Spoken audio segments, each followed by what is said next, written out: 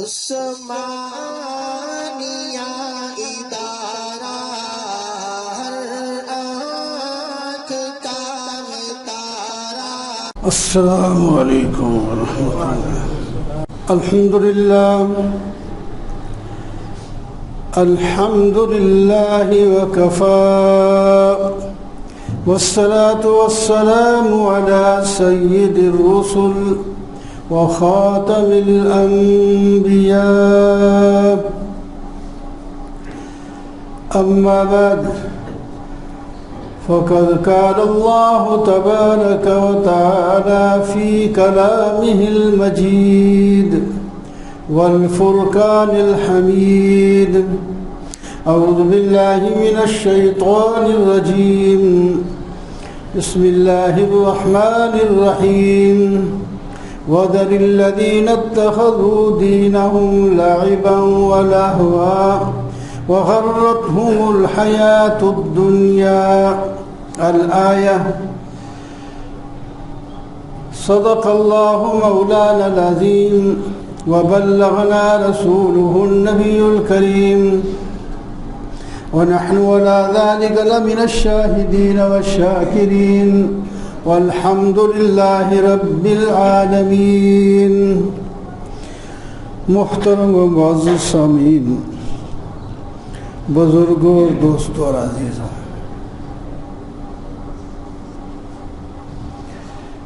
شعبان کا مہینہ چل رہا ہے۔ اس سے پہلے رجب گزرا ہے۔ روایات میں آتا ہے نبی کریم صلی اللہ علیہ وسلم رجب کی پہلی تاریخ میں فرماتے تھے: اے اللہ، رجب اور شعبان میں برکت فرما دے اور ہمیں رمضان تک پہنچا دے۔ رجب اور شعبان میں برکت فرما دیں اور ہمیں رمضان تک پہنچا دیں۔ یوں تو انسان کی زندگی کا ہر لمحہ قیمتی ہے، رات ہو یا دن ہو، جوانی کا ہو یا بڑھاپے کا ہو، بیماری کا ہو یا صحت کا ہو، قیمتی ہے اور اس کو قیمتی بنانا چاہیے۔ ہر شب شب قدر است گر قدر بیدانی، ہر رات شب قدر کا درجہ رکھتی ہے اگر آپ کو قدر ہو تو۔ اگر قدر نہ ہو تو واقعی جو شب قدر ہے وہ بھی معلوم ہو جائے تو آپ اس کو غفلت سے گزاری دیں۔ اور یہ آج جمعے کا دن ہے، جمعے کے دن کی خاص فضیلتیں، لیکن ہم اس طرح شوق، محبت اور عبادات میں کثرت نہیں کرتے جیسا کرنا چاہیے۔ یہ کمزوری ہے ہمارے اندر۔ اس کے باوجود اللہ تبارک و تعالیٰ نے سال میں کچھ دن ایسے بھی رکھ دیے ہیں، کچھ راتیں ایسی رکھ دی ہیں جن میں عام دنوں اور راتوں سے زیادہ ثواب ہوتا ہے، اس کی فضیلت بیان کی گئی۔ تو گزشتہ جمعہ اور مہینے میں معراج کے بارے میں، شب معراج اس میں آتی ہے، اور اس کے تحفے کے بارے میں گزشتہ جمعہ عرض کیا تھا کہ نبی علیہ السلام اپنی امت کے لیے معراج کے موقع پر اللہ تعالیٰ کی طرف سے یہ تحفہ لائے ہیں۔ وہ 3 چیزیں ہیں۔ ایک سورہ بقرہ کی آخری آیت جو دعا کی شکل میں ہے، اس کی تشریح گزشتہ جمعہ ہوئی تھی۔ اور دوسری چیز یہ ہے کہ نمازیں، 5 نمازیں فرض ہیں اس امت پر، شروع تو 50 اللہ تعالیٰ نے دو بڑا تحفہ دیا.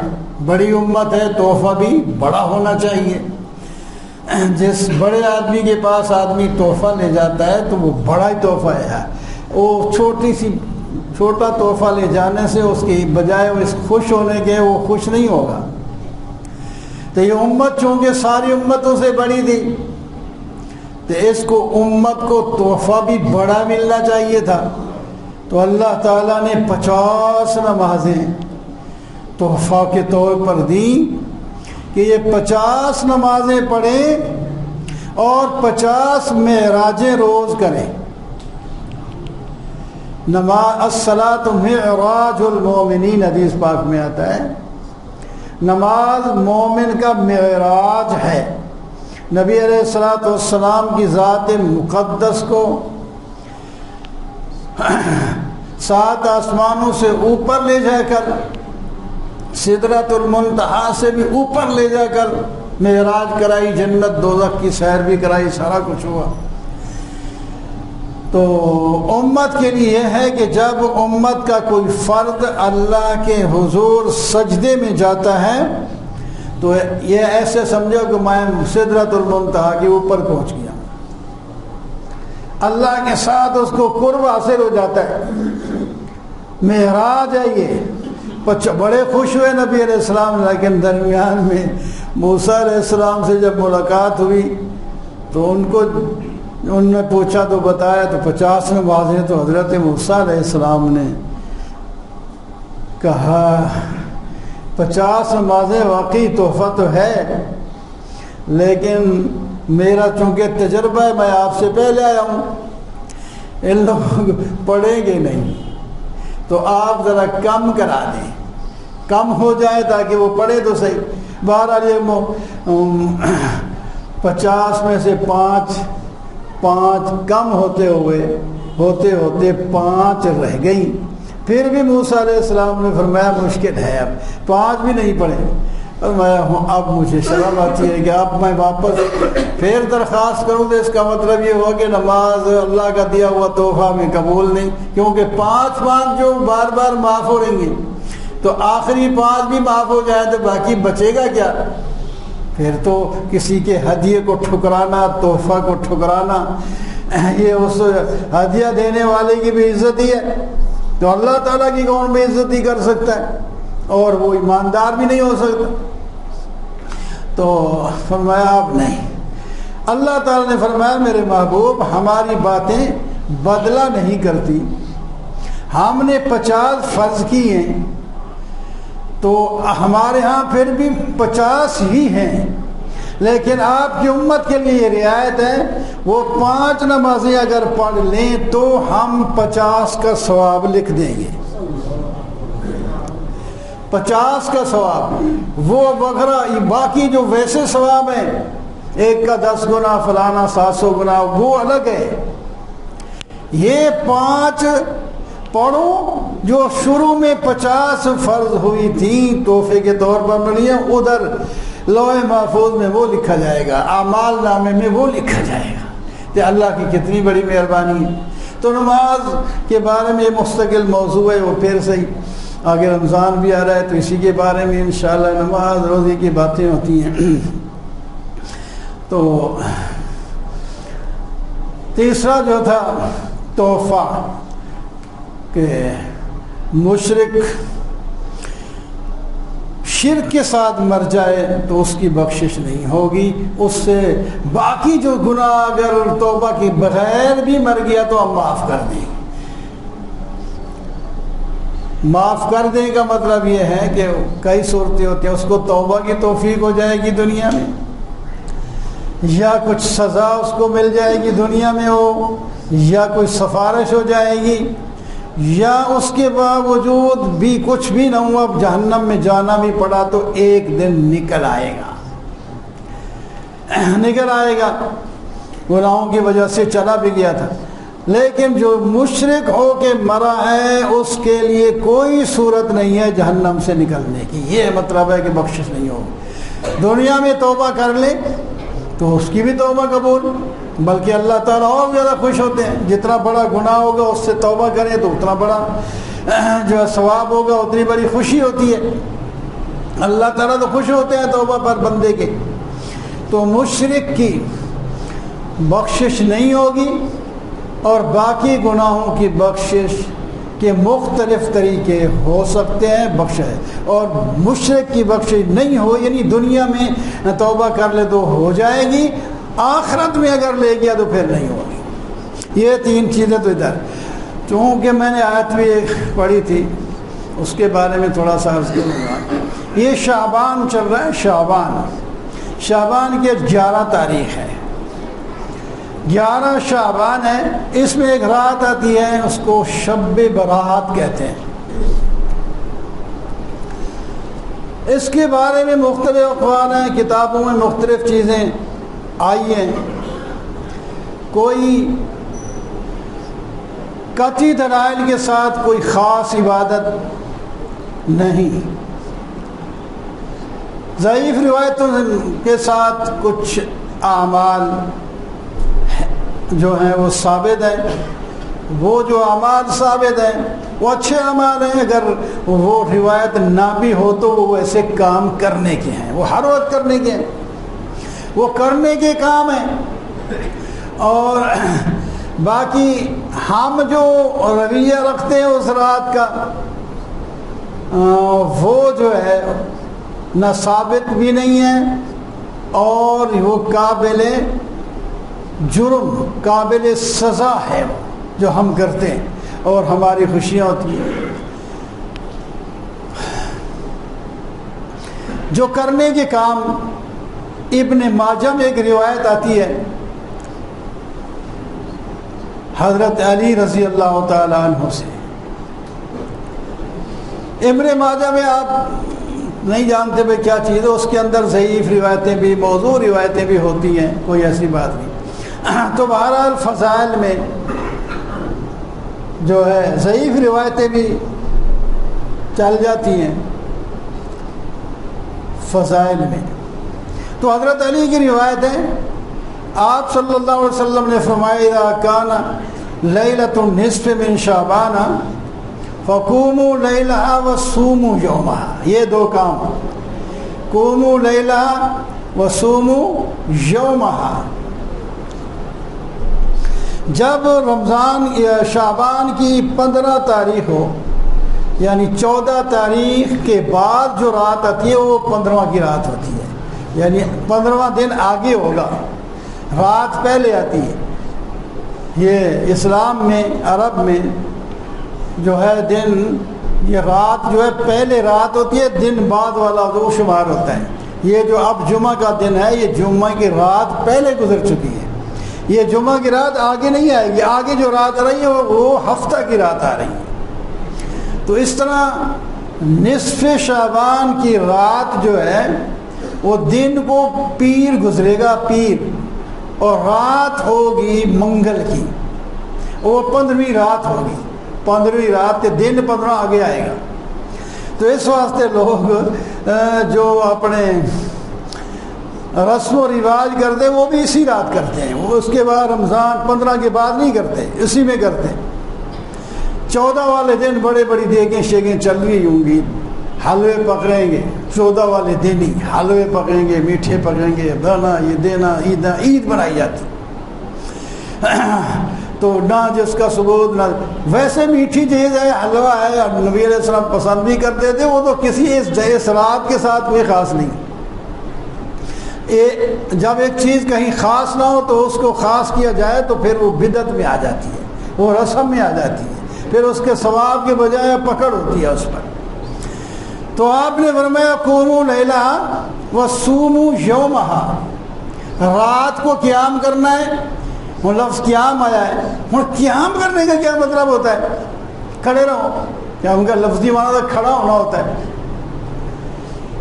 قیام کا معنی ہوتا ہے, مطلب یہ ہے, اس کا مفہوم یہ ہے کہ عبادت کرو, کھڑے ہو کر کرو, بیٹھ کر کرو, لیٹ کر کے کرو, تلاوت کی صورت میں کرو, درود شریف پڑھو, کلمہ شریف پڑھو, تلاوت کرو, دعائیں مانگو, یہ سب اس میں آئیں گے. قیام قیام میں آ جائیں گے، تہجد کی نماز پڑھو، نفل نماز پڑھو، یہ سب اس میں آئیں گے۔ تو اس واسطے عبادت کو بدل بدل کر کرنا ذرا آسان بھی ہوتا ہے۔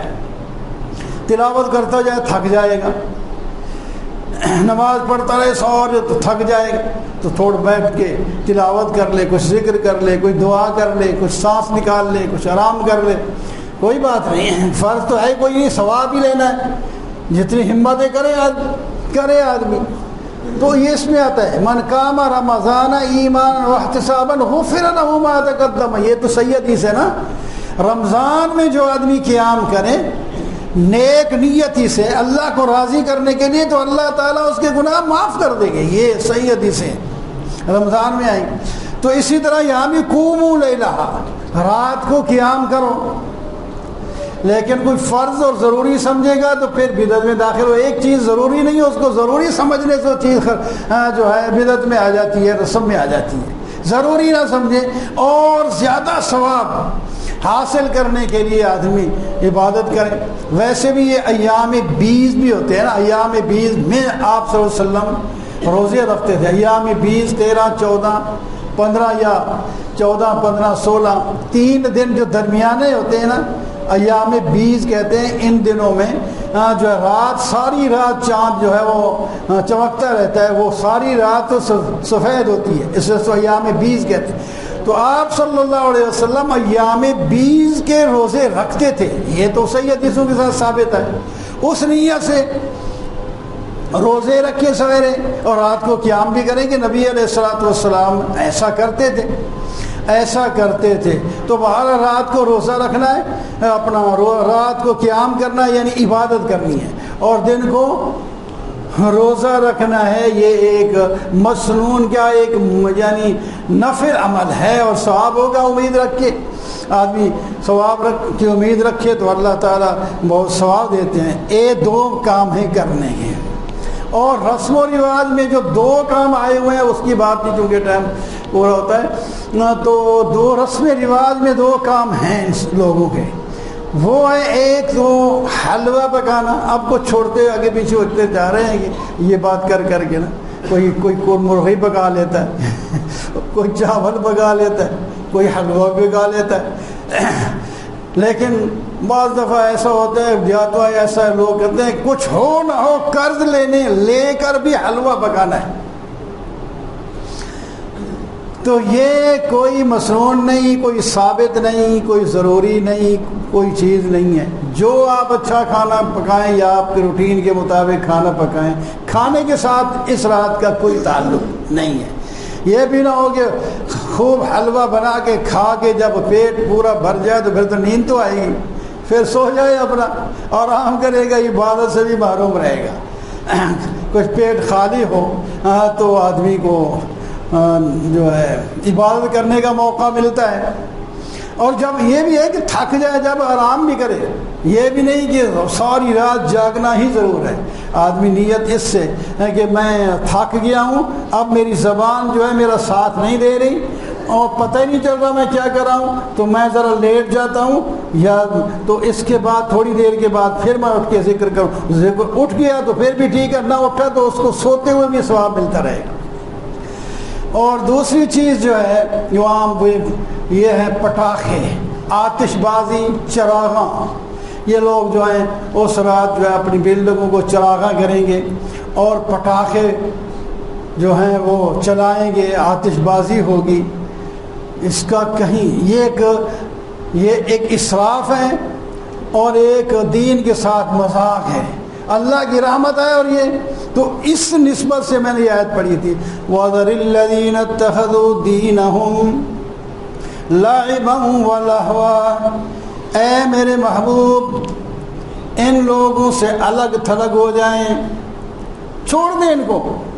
یا اللہ کون سے لوگ ہیں جنہوں نے اپنے دین کو کھیل تماشا بنا رکھا ہے۔ ہاں یہ شب برات ہے جی، اب دیکھا حلوے نہ کھائیں تو پھر یہ شب برات کیسے منائی جائے گی؟ پٹاخے نہ چھوڑیں تو چراغاں نہ کریں تو پھر شب برات تو نہ منائی گئی نا۔ فرمایا یہ لوگ دین کو تماشا بنائے ہوئے ہیں، ان سے الگ تھلگ ہو جائیں۔ ان کی مجالس میں نہ جائیں. وغرتہم الحیات الدنیا، دنیا کی زندگی نے انہیں دھوکے میں ڈال رکھا ہے. یہ اپنی مرضی کر کے اب دین جو ہے اپنی مرضی کا دین چاہتے ہیں. یہ صرف اسی کے لیے نہیں آئی، یہ تو رواج مختلف علاقوں میں مختلف ہوتے ہیں. یہ تو کوئی بھی دین کا یعنی مذاق کے طور پر کام کیا جا رہا ہے، سب کے لیے یہ آیت ہے. کھیل تماشا لگا ہوا ہے، کرکٹ بال کھیل رہے ہیں، فلاں چیز کے نماز کا ٹائم ہے، اذان سننے نہیں آتے، اس وقت حرام ہو جاتی ہے. وہ اس طرح دکان چلا رہے ہیں، اچھا کام بھی ہے، لیکن اذان ہونے کے بعد دکان بند ہو جانی چاہیے، نماز میں آئے. ضروری چیزیں ہیں یہ. دنیا کی زندگی نے دھوکے میں ڈال رکھا ہے. شیطان اس وقت گاہک پکڑ کے لے آتا ہے، چلو جی یہ آپ لے لو. اگر آپ ذرا ہمت کریں بند کر دیں اس نماز کو نماز کے وقت، تو گاہک کو پتہ ہوگا کہ نماز کے وقت یہ دکان بند ہوتی ہے، وہ پہلے آئے گا یا بعد میں آئے گا. تو آسان ہو جائے گا، تھوڑا سا پہلے روٹین تو بنائے آدمی ہو جاتا ہے. تو چھوڑ دیں ان کو، دنیا کی زندگی نے دھوکے میں ڈال رکھا ہے. لیکن ساتھ وذکر بھی ان تبصلا، ان کو نصیحت بھی کرتے رہے. کہیں یہ آپ جو ہے ان کو کوئی نصیحت کرنے والا نہ ہو اور یہ اپنی نفس کے پیچھے اور شیطان کے پیچھے لگ کر کہیں ہلاک نہ ہو جائے. اگر یہ ہلاک ہو گئے تو پھر ان کے چھوٹنے کی کوئی صورت نہیں ہے. وَإِن تَعْدِلْ كُلَّ عَدْلٍ لَا يُؤْخَذْ مِنْهَا، اگر یہ جان کو بچانے کے لیے سب کے سب دنیا کے اسباب اکٹھے کر کے فدیہ کے طور پر دے دے تو اللہ تعالیٰ اسے قبول نہیں کریں گے، اور ان کا کوئی سفارشی نہیں ہوگا، کوئی مددگار بھی نہیں ہوگا. یہ آیت کا مفہوم یہ ہے. اور اولئک الذین ابسلوا بما کسبوا، جو ان ایسے برے کام میں ہلاک اور گرفتار ہو گئے، لہم شراب من حمیم وعذاب علیم بما کانوا یکفرون، ان کے لیے گرم پانی پینے کو ملے گا، جہنم کا ابلتا ہوا پانی.